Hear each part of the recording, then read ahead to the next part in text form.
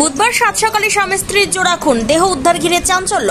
ঘটনাটি ঘটেছে পূর্ব বর্ধমান জেলার অন্তর্গত মেমারি থানার 1 নম্বর ব্লকের কাশিয়ারা মোড় কাজীপাড়া এলাকায়।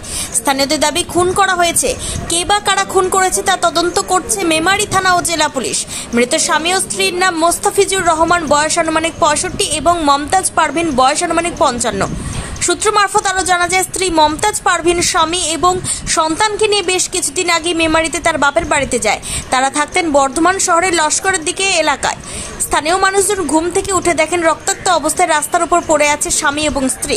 ঘরের মধ্যে থেকে টেনে হিঁচড়ে বার করা হয়েছে এমনটাই মনে করছেন তারা, কারণ ঘর থেকে রাস্তা পর্যন্ত গোটা এলাকা রক্তের দাগ রয়েছে।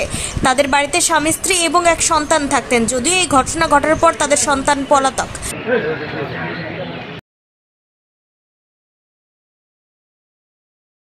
সকালবেলা দেখলাম হচ্ছে আমি এসেছি 4:55, তখন দেখছি দুজন এই রাস্তাতে মানে মৃত পড়ে আছে।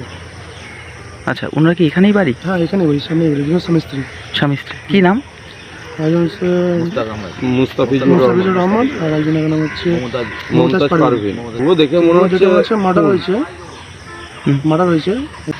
আমি সত্যি কথা বলতে যখন এলাম তখন দেখলাম পুলিশ আপনার ওনার যে বাড়ির সামনেই রাস্তার উপরেই ওনাদের দুজনের বডি আর কি পড়েছিলেন, স্বামী স্ত্রী গলা কাটা অবস্থায়।